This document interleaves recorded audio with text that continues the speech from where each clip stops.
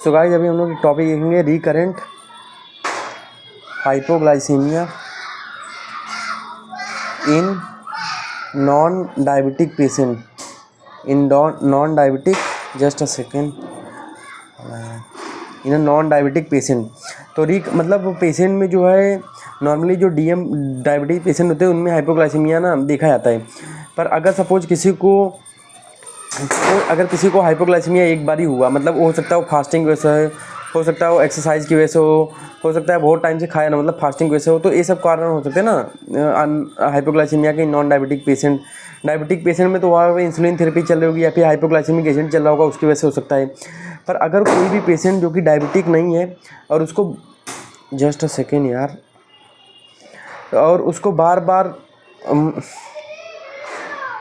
और उसको जो पेशेंट है वो हाइपोग्लाइसीमिया उसको बार बार हो रहा है, ठीक है, रिकरेंट हो रहा है। आज जो हुआ फिर 2 दिन बाद फिर से हो गया, फिर 10 दिन बाद फिर से हो गया और वो पेशेंट डायबिटिक नहीं है, मतलब रिकरेंट हाइपोग्लाइसीमिया है इन नॉन डायबिटिक पेशेंट में। तो उसको हम लोग कैसे देखते हैं, उसको हम लोग देखते हैं। तो बेसिकली इसका 2 कारण हो सकता है, ठीक है, इसका 2 कारण हो सकता है, ठीक है, इसका 2 कारण हो सकता है। एक तो पहला कारण ये हो सकता है कि पेशेंट में इंसुलिनोमा हो, दैट इज ए पैंक्रियाज का ट्यूमर होता है। ये क्या होता है, पैंक्रियाज का ट्यूमर होता है। दूसरा कारण ये हो सकता है कि एक्जोजीनस पेशेंट क्या हो रहा है, एक्जोजीनस मतलब बाहर से पेशेंट या तो हाइपोग्लाइसीमिक एजेंट ले रहा हो, या तो पेशेंट इंसुलिन ले रहा है बाहर से। तो इसको हम लोग बोलते हैं फैक्टिशियस हाइपोग्लाइसीमिया, मतलब इसको बोलते हैं फेक हाइपोग्लाइसीमिया ना, फैक्टिशियस हाइपोग्लाइसीमिया। कि पेशेंट जो है बाहर से हाइपोग्लाइसीमिक एजेंट ले रहा है या फिर बाहर से इंसुलिन ले रहा है और वो नॉन डायबिटिक है, पेशेंट नॉन डायबिटिक है और बाहर से क्या ले रहा है, हाइपोग्लाइसीमिक एजेंट ले रहा है, ठीक है, और या फिर इंसुलिन ले रहा है। तो उसको हम लोग बोलते हैं फैक्टिशियस हाइपोग्लाइसीमिया। या तो पेशेंट में क्या हो सकता है, इंसुलिनोमा हो सकता है, वो बोलते हैं पेंक्रियाज का ट्यूमर। अब भाई इसको हम लोग ना देखते कैसे इसको हम लोग इन्वेस्टिगेट करेंगे। तो हम लोग कराते हैं सी पेप्टाइड लेवल। तो जो सी पेप्टाइड लेवल होता है ना, ये बता देता है अपने को कि पेशेंट को दिक्कत क्या है। जो सी पेप्टाइड लेवल क्या होता है, बेसिकली जो अपनी पैंक्रियाज होती है ना, जो पैंक्रियाज होती है उसमें जो बीटा सेल होता है, उसमें बीटा सेल जो होता है ना इंसुलिन सिक्रेट करता है। अब ये क्या होता है जो कि एंडोक्राइन का पार्ट है, और एंडोक्राइन का मतलब टेल पे, तो टेल वाले पार्ट से सिकली में बता रहा हूँ। तो ये जो बीटा सेल होता है अपना क्या सिक्रेट करता है, इंसुलिन। और अगर जो है इंसुलिनोमा हो जाए, मतलब पैंक्रियाज का ट्यूमर हो जाए, तो इंसुलिन बहुत ज़्यादा सिक्रेट होगा, तो ग्लूकोज का लेवल कम हो जाता है। तो कैसे इसको हम लोग आइडेंटिफाई करेंगे कि हम लोग क्या करेंगे, सी पेप्टाइड का लेवल चेक कराते हैं, सीरम सी पेप्टाइड। तो बेसिकली क्या होता है ना, इंसुलिन जब सिक्रेट होता है ना, साथ में उसके सी पेप्टाइड भी सिक्रेट होता है। तो अगर सी पेप्टाइड बढ़ के आ रहा है ना, मतलब तो क्या उसको इंसुलिनोमा है, ठीक है, मतलब सी पेप्टाइड है, सॉरी इंसुलिनोमा नहीं है उसको, मतलब अगर सी पेप्टाइड है तो कहीं नहीं कहीं क्या है, इंसुलिन का लेवल बॉडी में ज़्यादा बन रहा है, इंसुलिन बॉडी में क्या है, ज़्यादा सिक्रेट हो रहा है। तो मतलब वो सी पेप्टाइड लेवल बता देता है कि इंसुलिन ज़्यादा सिक्रेट हो रहा है, इसकी वजह से हाइपोग्लाइसीमिया हो रही है, ठीक है। तो ये होता है गाइस। अब अभी क्या करते हैं हम लोग, अब देखो 2 रीजन हो सकते हैं ना सी पेप्टाइड का लेवल। अगर सी पेप्टाइड का लेवल मेरा एक तो बढ़ा हुआ आ रहा है या तो मेरा सी पेप्टाइड का लेवल घटा हुआ आ रहा है, ठीक है। तो 2 रीजन की वजह से अभी देखो, अगर सी पेप्टाइड का लेवल बढ़ा हुआ आ रहा है ना, तो पेशेंट को क्या है, एंडोजीनस इंसुलिन उसका बढ़ रहा है, ठीक है, एंडोजीनस इंसुलिन बढ़ रहा है, मतलब बॉडी के with in the body insulin का लेवल बढ़ रहा है। तो इसका कॉज क्या हो सकता है, मैंने अभी बताया पैंक्रियाज का tumour, pancreatic tumour, that is insulinoma. तो उस केस में हम लोग क्या कर देंगे, पेशेंट में MRI एब्डोमेन या फिर CT एब्डोमेन करके चेक कर लेंगे कि पैंक्रियाज का ट्यूमर है क्या, ठीक है।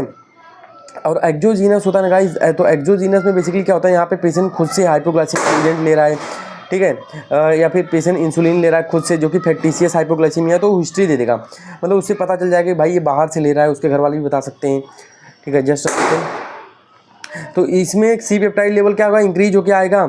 एंडोजीनस अगर इंसुलिन बढ़ रहा है ना, अंदर ही अंदर इंसुलिन बॉडी के बढ़ रहा है, तो सी पेप्टाइड इंक्रीज होकर आएगा। और अगर सी पेप्टाइड का लेवल डिक्रीज है ना, तो और फिर भी हाइपोग्लाइसीमिया, इसका मतलब पेशेंट का एंडोजीनस इंसुलिन जो है वो कम है, वो नहीं बन रहा है, क्योंकि वो पेशेंट बाहर से हाइपोग्लाइसीमिक एजेंट ले रहा है।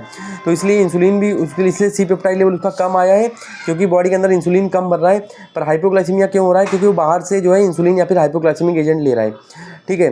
तो अगर सी पेप्टाइड लेवल बढ़ के आ रहा है, मतलब with in a body insulin का लेवल बढ़ रहा है, तो पैंक्रियाज का ट्यूमर हो सकता है, ठीक है, मतलब इंसुलिनोमा हो सकता है। अगर सी पेप्टाइड का लेवल घट के आ रहा है, ठीक है, तो पेशेंट का क्या, और फिर भी हाइपोग्लाइसीमिया है और सी पेप्टाइड लेवल कम है, मतलब with in a body insulin का लेवल नहीं बढ़ा है, बल्कि बंदा क्या कर रहा है, बाहर से क्या कर रहा है, इंसुलिन ले रहा है, या तो बंदा हाइपोग्लाइसेमिक एजेंट ले रहा है, ठीक है। अब एक सी पेप्टाइड लेवल एक और केस में बढ़ के आ जाता है, कोई सल्फोनाइल यूरिया लेता है ना, सल्फोनाइल यूरिया, तो सल्फोनाइल यूरिया अगर कोई बंदा लेता है तो क्या होता है, सल्फोनाइल यूरिया क्या करता है, विद इन अ बॉडी क्या करती है, इंसुलिन का सिक्रीशन इंक्रीज करा देती है, मतलब ये भी क्या होगा, एंडोजीनस इंसुलिन का सिक्रीशन होगा, तो उसकी वजह से भी सी पेप्टाइड लेवल क्या होगा, इंक्रीज होगा। तो इसमें हम लोग अब ये दोनों में कैसे रूल आउट करते हैं, डायरेक्टली सीटी एब्डोमेन नहीं करा देना है, हम लोग को क्या करना है, पहले हम लोग को पेशेंट को क्या करना है, जो है इसका सल्फोनाइल यूरिया रोकना है, सल्फोनाइल यूरिया इसको क्या करना है, बंद करना है। और अगर क्योंकि ये क्या करते हैं ना, सल्फोनाइल यूरिया इंसुलिन का सिक्रीशन कराती है, ठीक है, अपने बॉडी। तो अगर हम लोग ने सल्फोनाइल इसका यूरिया रोक दिया, ठीक है, और उसका हाइपोग्लाइसीमिया रुक गया, ठीक है, तो मतलब ये इसकी वजह से था।